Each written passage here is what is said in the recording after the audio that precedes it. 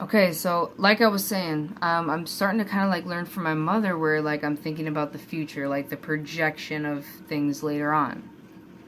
Okay, so if I start like seriously saving money and I actually like quit smoking cigarettes and not spending money on stuff I don't need, okay, that's gonna be like 36,000, 40,000 by the time I'm 40. That's just on cigarettes and Red Bull, okay? All right.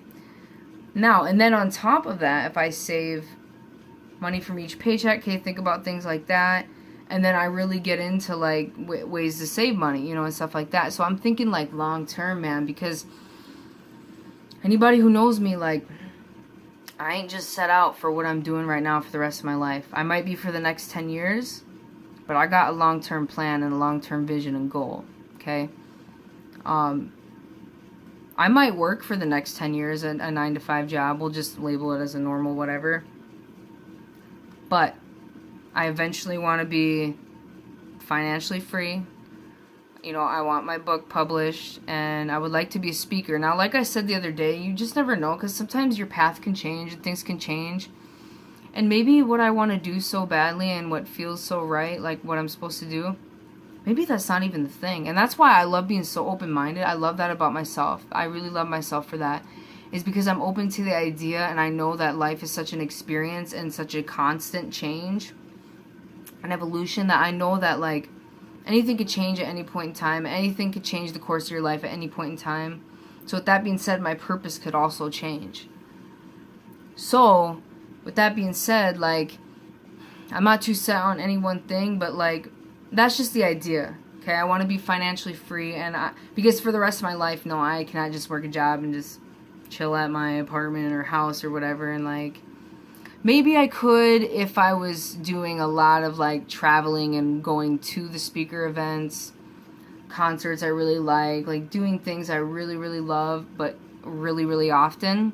I think then I could live a life like that while still working a normal 9 to 5 society job. Okay, but I have so much like meaning and purpose and drive in my life. Like, it's just not what I see and it's not what I feel. So anyways, I just realized that like I'm doing the things to make it happen, and I'm realizing, man, that like, yeah, I can continue to waste time and I can be forgiven. You can always come back if you relapse. Everybody can always forgive you again. You can always start over again, but I'm tired of it, man. I'm tired of starting over again. It gets tiring and it gets disappointing to myself and those around me. Like, oh, what a surprise, she drank again. She's in the hospital again. What a surprise. I just don't want it that way anymore, man. Like, it's like, what's important to you right now, Cassie? You know what I'm saying? Like, and I'm really enjoying what's going on, and I'm not too up here and I ain't down here, I got moments where I'm kind of, dancing up here, but like for the most part, I'm riding in the middle or a little bit up middle, and like, I'm digging it because I'm being practical and I'm thinking long term. I'm thinking like, okay, save money. I got a good chunk of money in 10 years, a really good chunk of money in 10 years.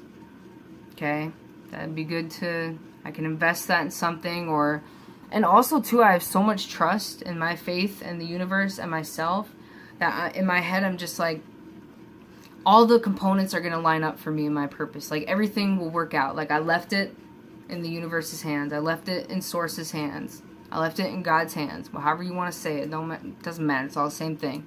It's just the fact of having the faith that the things, will follow.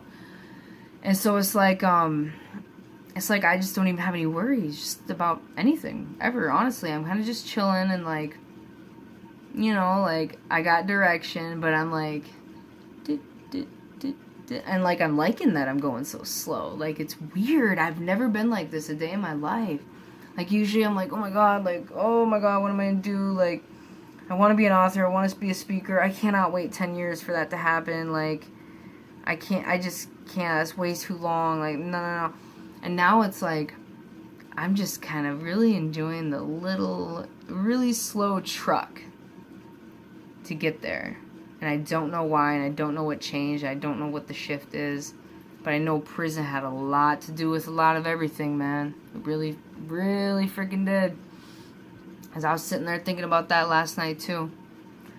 And I'm like, man, prison changed me forever, dude.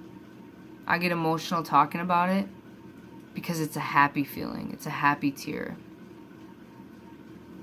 Yeah, there were so many miserable, upsetting moments there, but I can't even really, I can't describe the experience. I can't. But I do know one thing.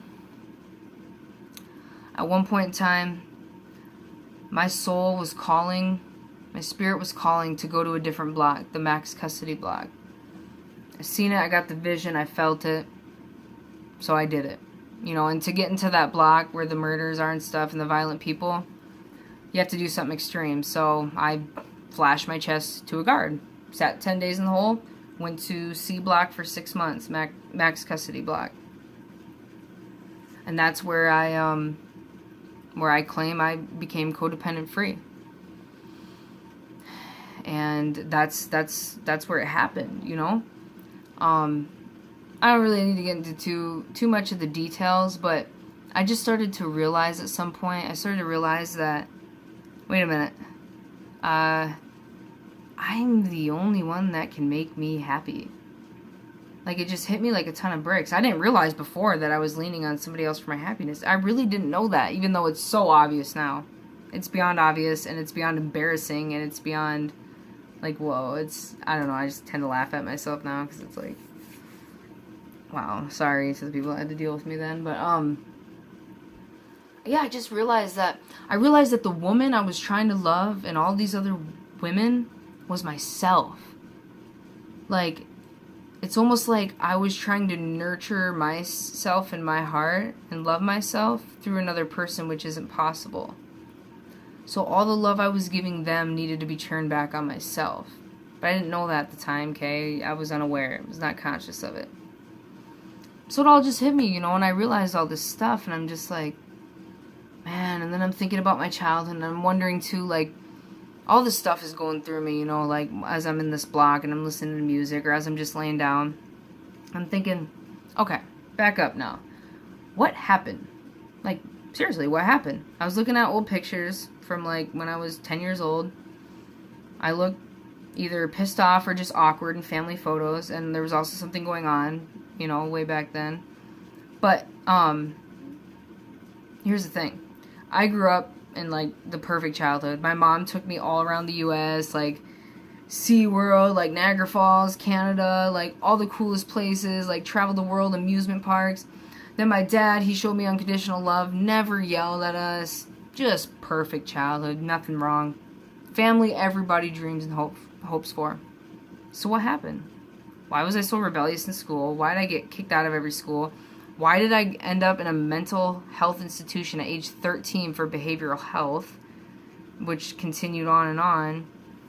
The only thing I can really relate it to or attach it to is, like, I felt awkward as a child just because of something very minor that happened. Well, I mean, it's not minor. I'm not really talking about it. The people that are close to me know what it is. But how do I say this without really saying it?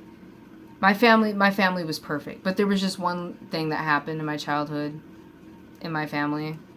Not rape, no sexual abuse, nothing like that, no physical abuse, just something. But I think it set me up to feel weird and inadequate, and so therefore in school, like middle school and stuff, and high school, I felt out of place, especially middle school. So I think I rebelled because I didn't feel like I fit in.